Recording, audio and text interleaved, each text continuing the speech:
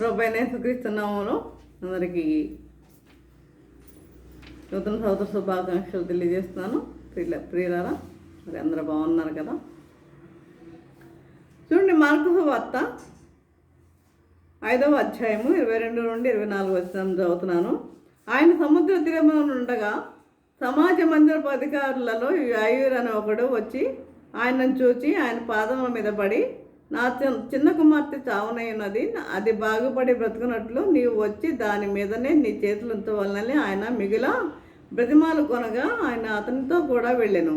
బహుశను సమూహమును ఆయనను వెంబడించి ఆయన మీద పడుచుండిరి. ప్రభునందు ప్రియులారా, ఇది మనకు అందరికీ తెలిసిన వాక్యాలే కదా. ఈరోజు అంశం ఏంటంటే ఆలస్యము కాదు అద్భుతము. అంశం ఆలస్యము కాదు అద్భుతము. చూడండి, ఇక్కడ మరి ఇందులో కొన్ని సత్యాలు మనం వెతకొచ్చు, సత్యాలు మనం గమనించవచ్చు. ఏమిటా సత్యాలంటే, చూడండి, యేసు ప్రభు వారు ప్రయాణిస్తున్నారు. ఎందుకంటే యాయూరు రమ్మని చెప్పాడు కదా, ప్రయాణిస్తున్నారు. ఆయన వెంట బహుజన సమూహం ఉంటుంది, ఆయన వెంట శిష్యులు ఉంటారు. అందరూ బయలుదేరుతున్నారు. యాయూరు యూదుల సమాజ మందిరపు అధికారి అతని కుమార్తె దెబ్బపడిందని, చివరి క్షణాల్లో ఉందని రమ్మని ప్రభుని వేడుకున్నాడు వచ్చి. అయితే పద వెళ్దాం. ప్రభు ఎవరు పిలిచినా కూడా నేను రానని ఎప్పుడు కూడా ప్రభు అనలేదు. పద వెళ్దాం అని బయలుదేరాడు ప్రభు. అయితే ప్రభు నడుస్తున్నాడు. ఇంతలో జరిగిన విషయం ఏంటంటే, 12 ఏళ్ల నుండి మధ్యలో జరిగింది. 12 ఏళ్ల నుండి రక్తస్రావం గల రోగి, నిన్ను క్లుప్తంగా నేను ముగిస్తాను. చెప్పాలంటే చాలా టైం పడుతుంది కాబట్టి క్లుప్తంగా తెలియజేస్తున్నా. ఏంటంటే, ఈ 12 ఏళ్ల నుండి రక్తస్రావం గల రోగి ఉంది, ఒక స్త్రీ ఉంది. ఆమె ఎంతో ఖర్చు పెట్టింది ఆమె రోగం తగ్గించుకోవడానికి, కానీ ఆ రోగం తగ్గలేదు. అయితే ఆమెలో ఒక బలంగా ఒక విషయం నాటుకుంది. ఏంటంటే, ఆ ప్రభు యొక్క చెంగు ముట్టుకుంటే నా యొక్క రోగము తగ్గుతుంది అన్న ఆలోచన ఆమెలో కలిగింది. ఇక జనం అందరూ ఉన్నారు. ఇంతలోనే ఆమె మధ్యలో వచ్చి వెంటనే వచ్చి ఏం చేసింది, ఆయన యొక్క వస్త్రపు చెంగుని ముట్టుకున్నప్పుడు అందులోనే ప్రభువారు అంటున్నారు, ప్రభువారు ఏమంటున్నారు చూడండి, ఎవరో నన్ను అంటుకున్నారు, బాగైపోయారు, ఎవరు నన్ను అంటుకున్నారు అని ప్రభు అంటుంటే, అదేంటి ప్రభు, ఇంతమంది నీ మీద పడుతున్నారు, ఎవరు నిన్ను ముట్టుకున్నారో మేము ఎలా చెప్పగలము అంటున్నారు శిష్యులు. అంతమంది నీ మీద పడతాయి, నీ వెనకాల వస్తున్నారు కదా, ఎవరు నిన్ను మరి ముట్టుకున్నారో మరి మేము ఎలా చెప్పగలము అని మరి ఈ యొక్క శిష్యులు అంటున్నారు. అంతలోనే భయంతో ఆమె బయటికి ముందుకు వచ్చింది, ప్రభు ముందుకి వచ్చి ఆమె సాక్ష్యం చెప్తుంది. తన 12 ఏళ్ల నుండి ఆమెకున్న రక్తస్రావం రోగం గురించి, ఈ యొక్క రోగం నయమవడం లేదో ఈ విషయం గురించి, ఇవన్నీ విషయాల గురించి ఆమె సాక్ష్యం చెప్తూనే ఉంది. ఇక్కడ ప్రక్కన ఎవరున్నారు, యాయూరు. ఈయనకేమో హడావుడి కంగారు నా బిడ్డ ఏమైపోయిందని ఈయన హడావుడి. కానీ ఆమె ఆ సాక్ష్యం చెప్తూనే ఉంది. మరి ఇందులో కొంతమంది ఏమన్నారు వచ్చి, బోధకుడిని శ్రమ పెట్టవద్దు, నీ కుమార్తె చనిపోయింది అని యాయూర్ని ఇంకా ఆయన అసలే భయపడుతూ ఉంటే ఇంకా ఆయన్ని భయపెట్టారు వచ్చి. అప్పుడేమన్నాడు తెలుసా, భయపడకు, నమ్మిక మాత్రం ఉంచు అన్నారు ప్రభు. అందరూ నడిచి యాయూరు ఇంటికి వెళ్ళారు. ఇక్కడ ఏంటికి సాక్ష్యం చెప్తుంది. సాక్ష్యం మన జీవితంలో ఒక సాక్ష్యం అనేది ఉండాలి ప్రియులారా. సాక్ష్యాలు చెప్పండి ముందుకు రారు ఎవరు. సాక్ష్యం చెప్పమంటే ఎవరు కూడా ముందుకి రారు. ఎందుకని వారి జీవితంలో ఎవరు ఏం మేలు చేయలేదా అని చెప్పడానికి, దేవుడు చేసిన మేలు చెప్పడానికి సిగ్గుపడుతున్నారా? ఎవరు కూడా ముందుకు రారు. కాబట్టి మనము సాక్ష్యం చెప్పేవారిగా ఉండాలి. ఇప్పుడు సాక్ష్యం లేనివారు అసలు క్రైస్తవులే కారట. సాక్ష్యం లేనివారు క్రైస్తవులే కారు. నీ జీవితంలో ఒక సాక్ష్యం అనేది ఉండాలి. కాబట్టి అంటే అసలు పలానా సంవత్సరం, పలానా నెల, పలానా తారీఖున యేసుప్రభు నేను సొంత రక్షకునిగా అంగీకరించానని సాక్ష్యం లేకుందా? పలానా నెల, పలానా సంవత్సరం, పలానా తారీఖున నేను నా ప్రభుని నీ స్వంత రక్షకునిగా అంగీకరించానని సాక్ష్యం నీకుందా? ఈరోజు అసలు గుర్తుందా? డేట్ ఎప్పుడన్నా గుర్తుందా? నేను ఈ నెల ఇప్పుడు, అంతేగాని ఇష్టానుసారంగా జీవించడం కాదు. సాక్ష్యం కావాలి మనకి. దేవుని బిడ్డలుగా మనము జీవించే వారికి సాక్ష్యాలు కావాలి. మన సాక్ష్యం ఇంకొకరిని బ్రతికిస్తుంది, ఇంకొకరిలో విశ్వాసాన్ని కలిగిస్తుంది మన సాక్ష్యం, ప్రియులారా. కాబట్టి ఇక్కడ ఈయన ప్రభువారు వచ్చారు, యాయిరు ఇంటికి వచ్చారు. అప్పటికి అందరూ ఏడుతున్నారు. అంటే ఆ రోజుల్లో ఏడ్చేవాళ్ళు ప్రత్యేకంగా ఉండేవాళ్ళు. అంటే మీరెందుకు గొల్లు చేసి ఏడుస్తున్నారు? ఈ పాప నిద్రపోతున్నదే కానీ చనిపోలేదు అన్నాడు ప్రభు. ఈ పాప నిద్రపోతున్నదే కానీ చనిపోలేదు అన్నారు ప్రభు. ఆ పాప ఉన్న గదిలోనికి ఆయన అందరినీ రానివ్వాల. ఎవరు వెళ్ళారు? ఆ పాప యొక్క తల్లిదండ్రులు, ముగ్గురు శిష్యులు ఎవరు? పేతురు, యోహాను, యాకోబు. ఈ ముగ్గురు శిష్యులు, ప్రభు. వీళ్ళందరూ వెళ్ళరు ఆ రూమ్లోకి. అయితే చూడండి, పాప తల్లిదండ్రులు తనతో పాటు ముగ్గురు శిష్యులను మాత్రమే తీసుకువెళ్ళాడు. సమూహాన్ని బయట ఉంచేశాడు ప్రభు. ఆ పాప ఉన్న గదిలోనికి వెళ్ళారు. యేసు ప్రభు నేను వస్తాను అంటున్నాడు. మధ్యదారిలో మనకి అంటే మధ్యదారిలో జరిగిన సంఘటన గురించి మనము ధ్యానించుకున్నాం. మధ్యదారిలో ఏం జరిగిందో, 12 ఏళ్ల నుండి రక్తస్రావం గల రోగి, మరి ఆమె ఎలా స్వస్థత పొందింది అన్న విషయాన్ని ఆమె సాక్ష్యం ఆమె చెప్తూనే ఉంది. ఈయనేమో కంగారు పడి ఇంకెంతసేపు చెప్తుంది అని చెప్పి ఈయన హడావడి పడుతున్నాడు. కాబట్టి ఆయనకేంటంటే ఆ బిడ్డ చనిపోతుందేమో కంగారుగా ఉంది. కాబట్టి యేసు ప్రభు మీ ఇంట్లో కొన్ని కార్యాలు చేయడం ఆలస్యము చేస్తుంటే భయపడవద్దు. చాలామంది భయపడుతూ ఉంటారు. నాకు ఇంకా వివాహం కాలేదని కొంతమంది భయపడతారు. నాకు ఇంకా ఉద్యోగం రాలేదని కొంతమంది భయపడతారు. దేనికి భయపడ్డాం? కాబట్టి ఇలా భయపడేవారికి మనం ఉండవద్దు. చూడండి, ఇంగ్లీష్లో ఒక మాట ఉంది చూడండి, God's delays are not his denials. ఆలస్యం అవుతుందంటే అది జరగదని అర్థం కాదు పిల్లరా, అది జరగదని అర్థం కాదు. హబక్కూకు 2:2లో ఒక మాట ఉంది, అది ఆలస్యంగా వచ్చినను దాని కొరకు కనిపెట్టుము, అది తప్పక జరుగును. అది ఆలస్యం అయినా దాని కొరకు కనిపెట్టు, అది జరుగుద్ది. జాగు చేయకపోవచ్చును. ఆలస్యమైందని నువ్వు అధైర్యపడవద్దు. అమ్మ నాకు ఇంత ఆలస్యమైంది ఏంటి అని నువ్వు అధైర్యపడవద్దు. నేను ప్రతి ఒక్కరికి నేను చెప్తున్నా, ఉద్యోగం రాలేదన్న వాళ్ళకి, పెళ్లి కాలేదన్న వాళ్ళకి, ఇలా పెళ్లి కాలేదని చెప్పి రాంగ్ స్టెప్ వేసేవాడు కూడా అనేక మంది ఉన్నారు. కాబట్టి ఇలాంటి ఈ విధముగా మరి మనం భయపడేవారిగా ఉండవద్దు.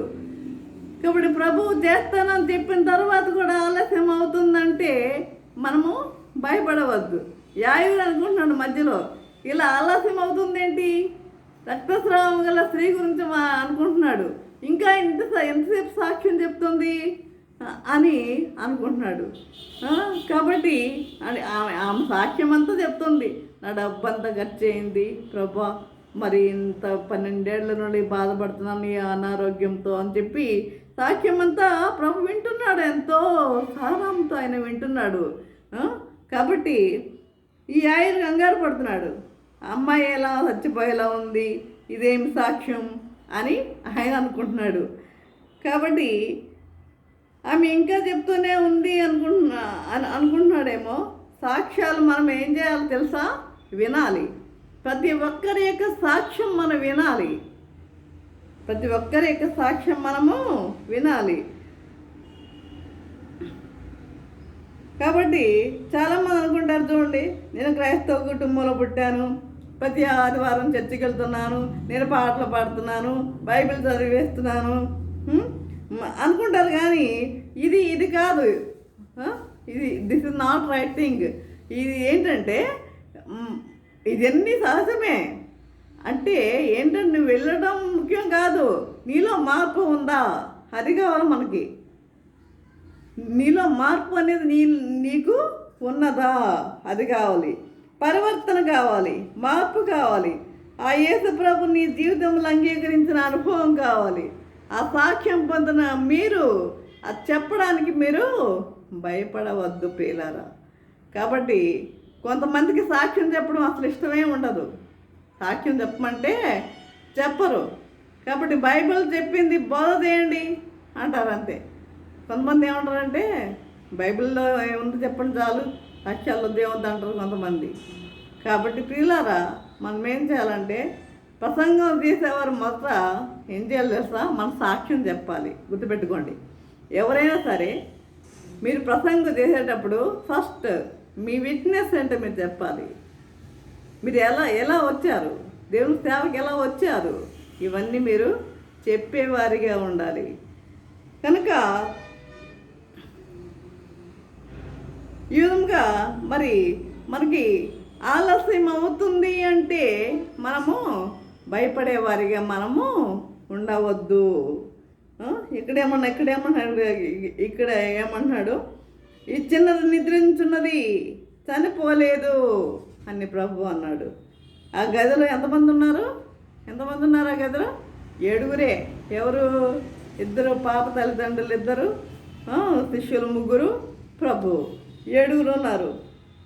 కాబట్టి చనిపోయిన పాప, మిగిలిన వారందరినీ ఆయన బయటే ఉంచేశాడు. మరి ఎవరితో నీ స్నేహం, ఎవరితో నీ సహవాసం? అందరితో మాట్లాడతాం కానీ అందరితో స్నేహం చెయ్యం. అందరితో మాట్లాడతాం కానీ మనకి అందరూ ఫ్రెండ్సేనా? కాదు, అందరు ఫ్రెండ్స్ ఉండరు. అందరితో మాట్లాడతాం అంతే. దేవుని బిడ్డలు పరిశుద్ధమైన జీవితం జీవిస్తున్న వారితో నీవు స్నేహం చేయాలి. ఎవరితో స్నేహం చేయాలంటే ఎవరు దేవుని బిడ్డలుగా జీవిస్తున్నారో, ఎవరు విశ్వాసులో, వారితోనే నీ స్నేహం ఉండాలి. కాబట్టి ఇక్కడ 7 అన్న విషయం మనం చూస్తున్నాం కదా. ఇది సంఖ్యాశాస్త్రం కాదు, మనకి భయాలు లేవు. చాలామంది 7 అంటే భయపడతారు, 7 అన్న సంఖ్యకు భయపడతారు. 7 అంటే ఏంటి? పరిపూర్ణమైన సంఖ్య. 7 అన్న సంఖ్యకి ఎప్పుడూ భయపడొద్దు మనము. కనుక మరి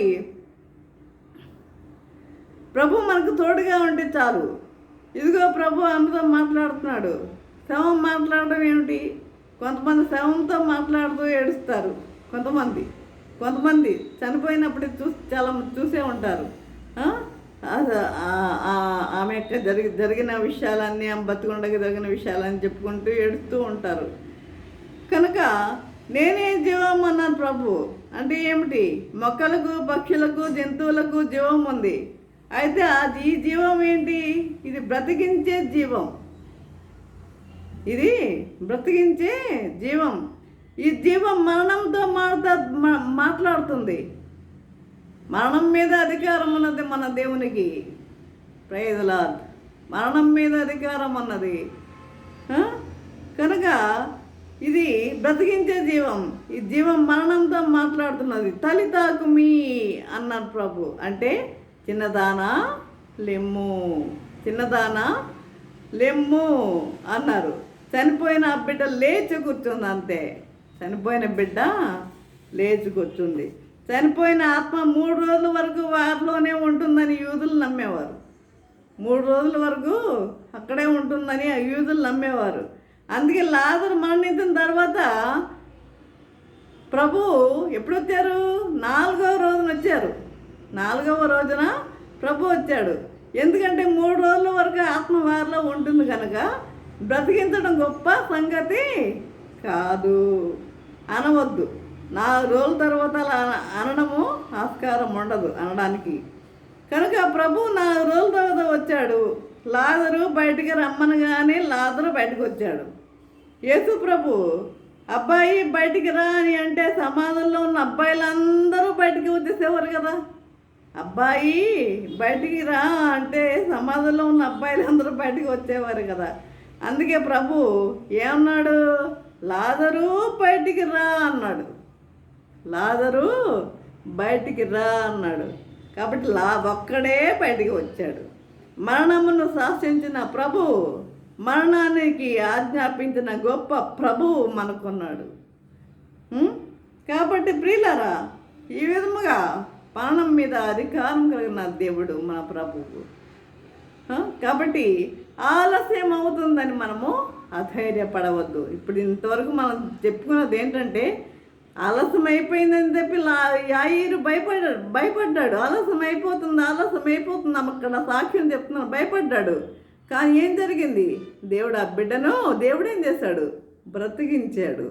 ఆమె యొక్క రోగాన్ని ఏం చేశాడు? ఆలస్యం అవుతుందని, నాకు రోగం తగ్గలేదని అనుకుంటే ఆమె రోగం ఏమైంది?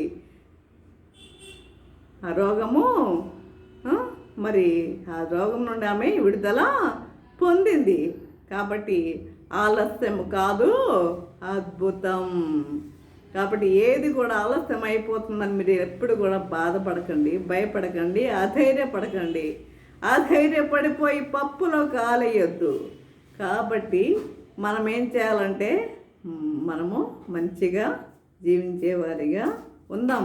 ప్రతి విషయం చూసుకొని మరి దేవుని మీద ఆధారపడదాం, దేవుని మీద ఆనుకుందాం. ఆ విధంగా ఉంటకు పరిశుద్ధాత్మ దేవుడు సహాయం చేస్తుంది, నడిపించను గాక. ఆమేన్. ప్రార్థన చేసుకుందాం. పరిశుద్ధుడా, ప్రేమగల తండ్రి, ఏ పరిశుద్ధ పాదముస్తోత్రం దేవా. ప్రభా తండ్రి, ఇంతవరకు నేను ప్రభు వాక్యం ద్వారా తండ్రి మాతో మాట్లాడిన విధానం బట్టి నాన్న మీకు వందనం తెలియజేసుకుంటున్నాను ప్రభా. తండ్రి, ఇంతవరకు నేను ప్రభా తండ్రి మరి వాక్యం మరి మేము ధ్యానించుకొని విన్నాము నేను ప్రభా. ఆలస్యం కాదు, అద్భుతమైన విషయంలో నాయన ప్రభా తండ్రి, ప్రతి ఒక్కరిలో తండ్రి ఇలాంటి భయాలు ఏమన్నా ఉంటే వారికి ధైర్యం కలుగజేయటకు కృప అనుగ్రహించమని మా ప్రభు నేసరి మరి విన్నముగా అడుగుతున్నాము తండ్రి. ఆమె తండ్రి అయిన దేవుని ప్రేమ, కుమారుడైన యేసుక్రీస్తు కృపయు, పరిశుద్ధాత్మ గణ్య సహవాత్మ సకల దేవుని సదాకాలము ప్రభా తండ్రి. ఎంతమంది అయితే ప్రభా వాక్యం విని ప్రతి ఒక్కరికి తోడ నిలిచిండును గాక. ఆమేన్, ఆమేన్, ఆమేన్.